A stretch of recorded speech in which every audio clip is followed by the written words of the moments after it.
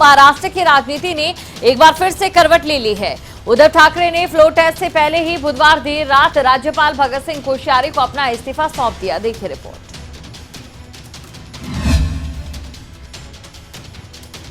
महाराष्ट्र में चल रहे सियासी घमासान के बीच अब राज्य में होने वाला फ्लोर टेस्ट रद्द कर दिया गया है। राज्यपाल भगत सिंह कोश्यारी ने इस बाबत एक नोटिफिकेशन जारी करते हुए कहा, मुख्यमंत्री के इस्तीफे के बाद राज्य में बहुमत परीक्षण की आवश्यकता नहीं है, जिसके कारण आज होने वाला फ्लोर टेस्ट रद्द कर दिया गया है। शिवसेना नेता एकनाथ शिंदे के बगावत के बाद उद्धव ठाकरे ने मुख्यमंत्री पद से इस्तीफा दे दिया था। उद्धव ने इस्तीफे देने की घोषणा फेसबुक लाइव के जरिए की, जिसके बाद वो खुद गाड़ी चलाकर राजभवन पहुंचे और राज्यपाल भगत सिंह कोश्यारी को इस्तीफा सौंपा। इस दौरान उद्धव ठाकरे के साथ आदित्य ठाकरे भी मौजूद रहे। उद्धव ठाकरे ने इस दौरान कहा, मैं आया भी अनपेक्षित रूप से था और जा भी अनपेक्षित रूप से रहा हूँ, मतलब हमेशा के लिए नहीं जा रहा हूँ, मैं यहीं रहूंगा और शिवसेना भवन में फिर से जाकर बैठूंगा, अपने सभी लोगों को एकत्रित करूंगा। वहीं अब बीजेपी इस वक्त सरकार बनाने की कवायद में जुटी है। ताजा जानकारी के मुताबिक आज बीजेपी की बड़ी बैठक होनी है, जिसमें सरकार बनाने को लेकर आगे की रणनीति पर चर्चा की जाएगी।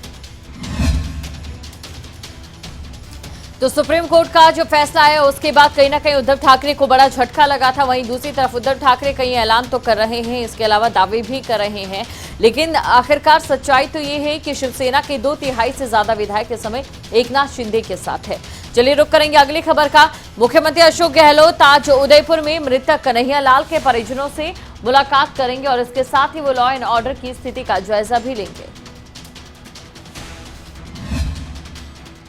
उदयपुर में टेलर कन्हैया लाल की बेरहमी से गला काटकर हत्या कर दी गई थी।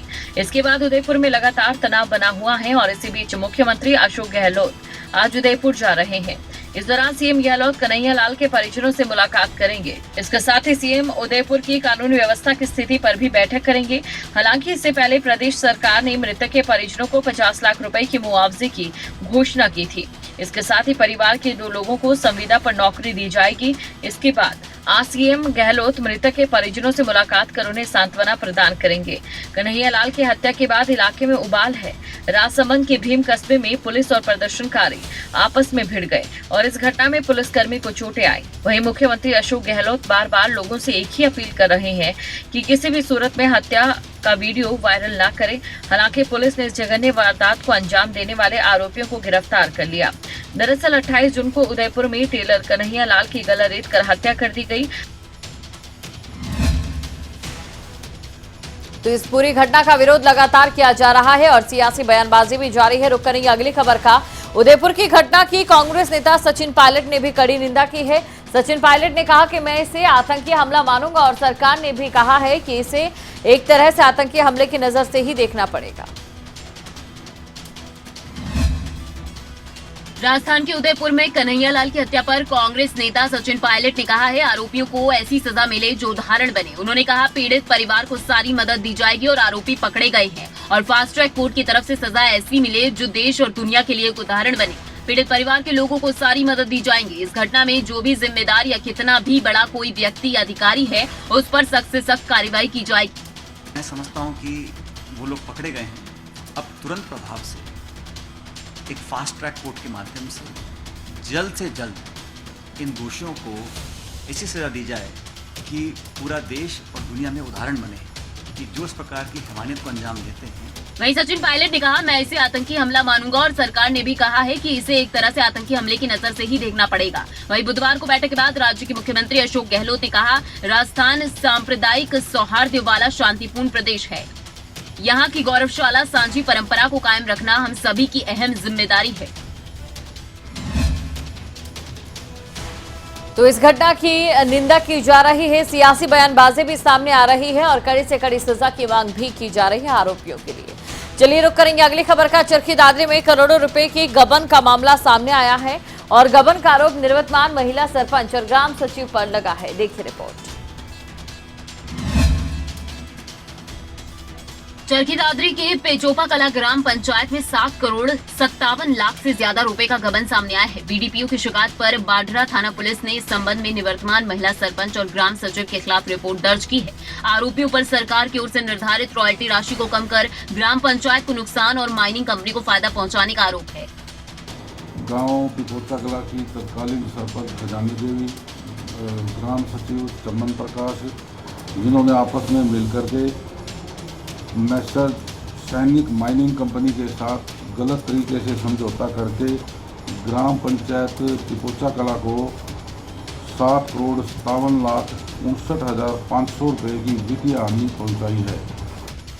साल 2018 में पिचोपा कला निवासी सुमेध ठेकेदार ने जिला प्रशासन को एक शिकायत दी थी, जिसमें बताया गया था कि माइनिंग कार्य के लिए कंपनी ग्राम पंचायत को 10% रॉयल्टी राशि के रूप में दे देती है। तत्कालीन सरपंच खजानी देवी और ग्राम सचिव चमन प्रकाश ने 10 की बजाय माइनिंग कंपनी से 1% रॉयल्टी राशि में करार लिया।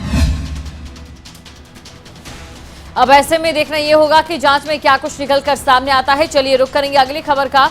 यमुनानगर में बिजली निगम में हुए करोड़ों रुपए के फर्जीवाड़े में शामिल अधिकारियों और कर्मचारियों की मुश्किलें बढ़ सकती हैं, क्योंकि मामले की जांच ईडी को सौंप दी गई है। यमुनानगर बिजली निगम में हुए 49 करोड़ रुपए के फर्जीवाड़े में शामिल अधिकारियों और कर्मचारियों की मुश्किलें बढ़ सकती हैं। मामले की जांच अब ईडी को सौंप दी गई है। फर्जीवाड़े में अधिकारियों और कर्मचारियों ने कितनी संपत्ति बनाई है, इसकी जांच ईडी करेगी। इसके लिए ईडी ने बिजली निगम के एसई कार्यालय में संबंधित रिकॉर्ड कब्जे में लिया है। बिजली निगम के सुपरिटेंडेंट इंजीनियर राजेंद्र कुमार ने बताया कि ईडी की टीम उनके पास आई थी और उन्होंने इस मामले में संबंधित दस्तावेज उनसे प्राप्त किए हैं, जिनमें 4 साल की ऑडिट रिपोर्ट और अन्य कागजात शामिल है। उन्होंने कहा इस मामले में पहले ही 8 अधिकारियों के खिलाफ कार्रवाई की जा चुकी है, जिनमें से 2 कार्यकारी अभियंता सहित अन्य कर्मचारियों को पानीपत पुलिस द्वारा गिरफ्तार किया जा चुका है। इसमें डिपार्टमेंट का एक अकाउंटेंट और एक एलडीसी था जो इसमें केस में ज्यादातर इन्वॉल्व था, जो पूरी टीम के साथ काम कर रहे थे। जांच में पता चला है कि फर्जीवाड़ा करने वाले कर्मचारियों ने राशि जानकारों के खातों में जमा करवाई थी, जिनका बिजली निगम से कोई संबंध नहीं। जिन लोगों के खातों में रुपए जमा होते थे, उन्हें थोड़ा बहुत कमीशन देकर रुपए खुद हड़प ले जाते थे। तो अब ईडी को इस पूरे मामले की कार्रवाई सौंप दी गई है। अब ऐसे में देखना होगा कि क्या कुछ निकलकर सामने आता है। चलिए रुक करेंगे अगली खबर का। आज से अमरनाथ यात्रा शुरू हो गई है, जिसमें 8 लाख श्रद्धालु पहुंचने का अनुमान लगाया जा रहा है और 11 अगस्त तक अमरनाथ यात्रा चलेगी। देखिए रिपोर्ट। अमरनाथ यात्रा की आज से औपचारिक शुरुआत हो गई है। पहलगाम बेस कैंप करीब 10,000 श्रद्धालु पहुंच चुके हैं। 2 साल बाद शुरू हो रही अमरनाथ यात्रा को लेकर श्रद्धालुओं में काफी उत्साह है। बता दें कि अमरनाथ यात्रा 43 दिन तक चलेगी। आज से शुरू हुई यात्रा 11 अगस्त को समाप्त होगी। 7 से 8 लाख श्रद्धालुओं के दर्शन करने की उम्मीद है। पहलगाम और बालटाल बेस कैंप से हर दिन 10-10 हजार श्रद्धालु बाबा बर्फानी के दर्शन के लिए जाएंगे। आतंकी हमले की आशंका को देखते हुए जगह जगह सुरक्षा बलों की तैनाती कर दी गई है। अधिकारियों ने बताया कि पवित्र गुफा में प्राकृतिक रूप से बनने वाले बर्फ के शिवलिंग के दर्शन के लिए श्री अमरनाथ श्राइन बोर्ड ने सभी तैयारियां कर ली है। वहीं जम्मू कश्मीर के उपराज्यपाल मनोज सिन्हा ने बुधवार को जम्मू आधार शिविर से श्रद्धालुओं के पहले जत्थे को रवाना किया। पहले जत्थे में 4,890 श्रद्धालु शामिल हैं। गौरतलब है कि साल 2019 में सरकार की तरफ से जम्मू कश्मीर को विशेष दर्जा देने वाले अनुच्छेद 370 को रद्द किए जाने के मद्देनजर यात्रा बीच में ही स्थगित कर दी गई थी। तो 2 साल के बाद एक बार फिर से अमरनाथ यात्रा शुरू हो गई है। ऐसे में भक्त काफी ज्यादा उत्साहित भी दिखाई दे रहे हैं। चलिए रुक करेंगे अगली खबर का। यमुनानगर में 2 जुलाई को भगवान जगन्नाथ रथ यात्रा निकाली जाए। इस यात्रा में हरियाणा के शिक्षा मंत्री और यमुनानगर विधायक समेत कई कार्यकर्ता और नेता भी शामिल होंगे। देखिए। हरियाणा के यमुनानगर जिले में 2 जुलाई को भगवान जगन्नाथ यात्रा निकाली जाएगी। इस यात्रा में भारी संख्या में श्रद्धालु शामिल होंगे। इस्कॉन कुरुक्षेत्र के अध्यक्ष साक्षी गोपाल दास और हरियाणा व्यापारी कल्याण बोर्ड के अध्यक्ष रामनिवास गर्ग ने बताया कि यह यात्रा शहर के विभिन्न इलाकों से गुजरेगी और शास्त्री कॉलोनी में समापन होगा। वहीं हरियाणा के शिक्षा मंत्री कंवरपाल गुर्जर, यमुनानगर के विधायक समेत अनेक कार्यकर्ता और नेता भी भगवान जगन्नाथ रथ यात्रा में शामिल होंगे। भगवान जगन्नाथ जी की रथ यात्रा 2 जुलाई दिन शनिवार को शाम को 4 बजे रदौर रोड से शुरू होकर भगत सिंह चौक, प्यारा चौक, छोटे मॉडल टाउन से होते हुए शास्त्री कॉलोनी में रात को 8 बजे समापन होगा। रामनिवास गर्ग ने बताया कि ब्रह्म पुराण में कहा गया है कि जो भगवान जगन्नाथ रथ यात्रा में शामिल होता है, इस रथ यात्रा को खींचता है, उसके जन्म जन्म के पाप नष्ट हो जाते हैं और वो भगवान धाम का वासी बन जाता है। रजनी सोनी, यमुनानगर, खबरें। तो जगन्नाथ यात्रा को लेकर तैयारियां शुरू कर दी हैं और कई बड़े गणमान्य लोग भी इस यात्रा में शामिल होंगे। चलिए रुक करेंगे अगली खबर का। बात करेंगे कुरुक्षेत्र की, जहां पर श्री कृष्ण के विराट स्वरूप का लोकार्पण किया गया, जिसमें हरियाणा के राज्यपाल और सीएम मनोहर लाल और आरएसएस प्रमुख मोहन भागवत भी शामिल हुए।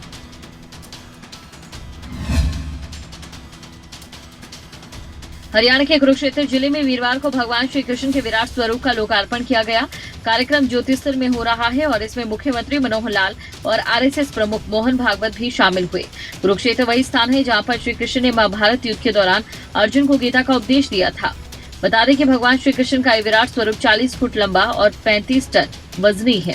विख्यात मूर्तिकार डॉक्टर राम सुतार और उनके बेटे अनिल सुतार ने 80 कारीगरों की मदद से करीब 3 साल में इसे तैयार किया। इस पर करीब 13 करोड़ 63 लाख रुपए खर्च हुए। भगवान श्री कृष्ण के विराट स्वरूप को उत्तर प्रदेश के नोएडा में तैयार किया गया। इसके बाद इसे ट्रालों की मदद से कुरुक्षेत्र में लाया गया। विराट स्वरूप के चेहरे का वजन ही 6 टन से अधिक ज्यादा है। विराट स्वरूप में 9 चेहरे हैं श्री कृष्ण के साथ। इसमें श्री गणेश, ब्रह्मा जी, शिव जी, भगवान विष्णु का नरसिंह रूप, हनुमान जी, भगवान परशुराम, अग्रीव, अग्निदेव और पांव से लेकर मूर्ति से लिपट कर सिर पर छांव करते शेषनाग के दर्शन हो गए। तो इस मूर्ति माता के दर्शन से ही काफी भव्य अनुभूति मिलने वाली है और ऐसा दावा भी किया जा रहा है। चलिए बढ़ते अगली खबर की ओर। झज्जर के नागरिक अस्पताल में डॉक्टर्स न होने से मरीज परेशान है। परिजनों को कई दिनों तक अस्पताल के चक्कर काटने पड़ रहे हैं। देखिए रिपोर्ट।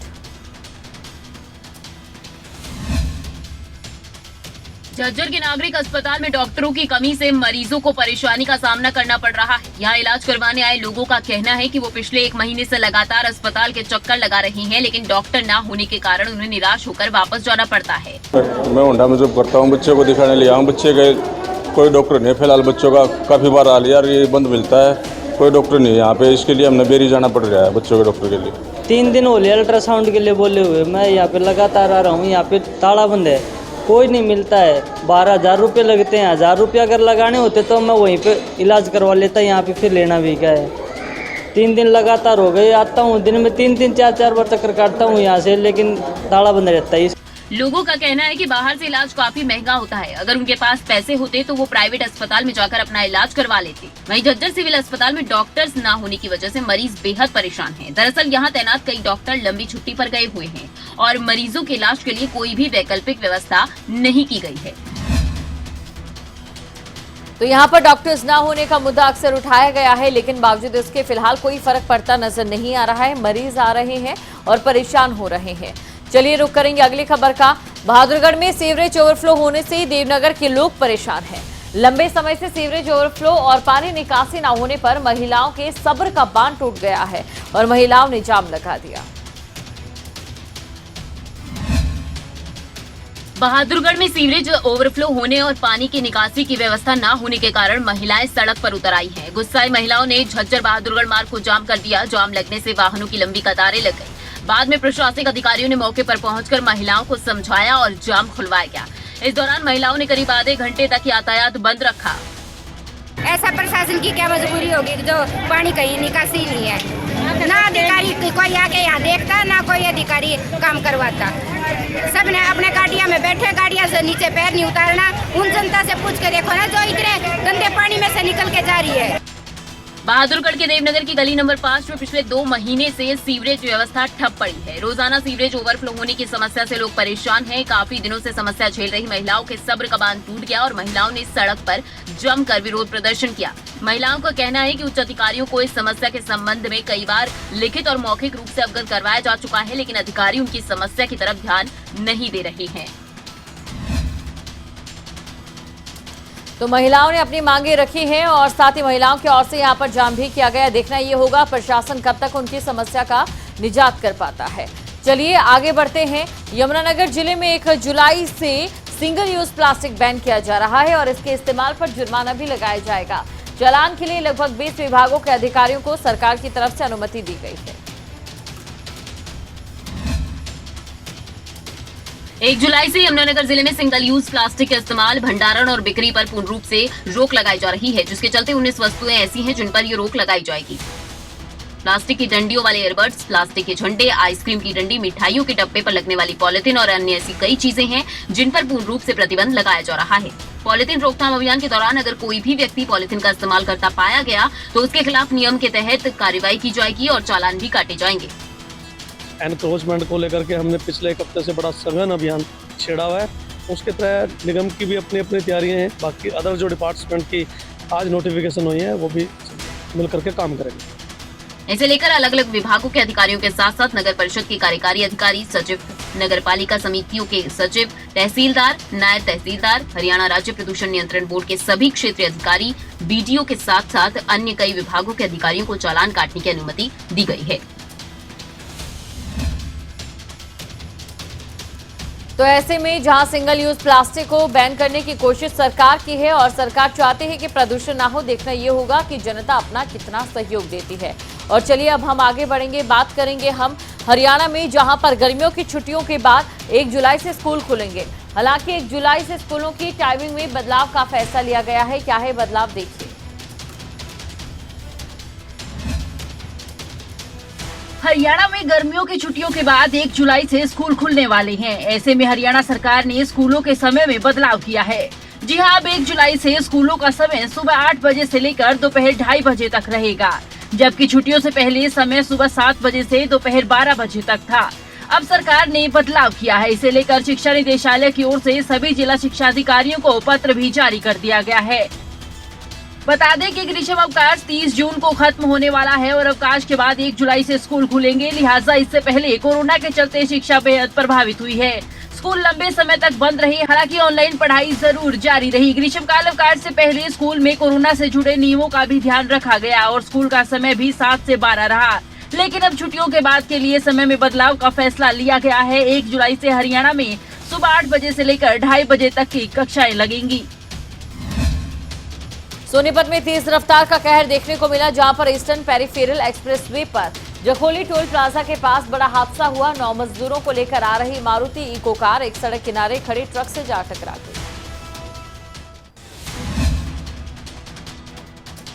सोनीपत से गुजरने वाले ईस्टर्न पेरिफेरल एक्सप्रेसवे पर जखोली टोल प्लाजा के पास बड़ा हादसा हुआ। उत्तर प्रदेश के पीलीभीत से धान लगाने के लिए 9 मजदूरों को लेकर आ रही मारुति इको कार एक सड़क किनारे खड़े ट्रक से टकरा गई, जिसमें कार सवार 2 मजदूरों की मौके पर ही मौत हो गई, जबकि 7 को चोटें आई हैं, जिससे 2 की हालत गंभीर बनी हुई है। वहीं मृतकों के शवों को पुलिस ने कब्जे में लेकर पोस्टमार्टम के लिए नागरिक अस्पताल में भिजवा दिया है, जबकि घायलों को रोहतक और खानपुर पीजीआई रेफर किया गया। वहीं सोनीपत पुलिस अब इस हादसे की गंभीरता से जांच कर रही है और पुलिस ने सड़क किनारे खड़े ट्रक चालक के खिलाफ लापरवाही का मुकदमा दर्ज कर आगामी कार्रवाई शुरू कर दी है। वहीं हादसे के बाद से ट्रक ड्राइवर मौके से फरार है, जिसकी गिरफ्तारी के लिए सोनीपत पुलिस ने प्रयास तेज कर दिए। ओवरलोड होने की वजह से हम इसे शिफ्ट ना करा पाए, लेकिन हमने पूरी सेफ्टी प्रोवाइड की थी इससे। और रात में जब ये ट्रक खाली हुआ है तब भी सेफ्टी लगी हुई थी। डोंट नो क्या हुआ है, लेकिन ये गाड़ी ओवर स्पीड चल रही है।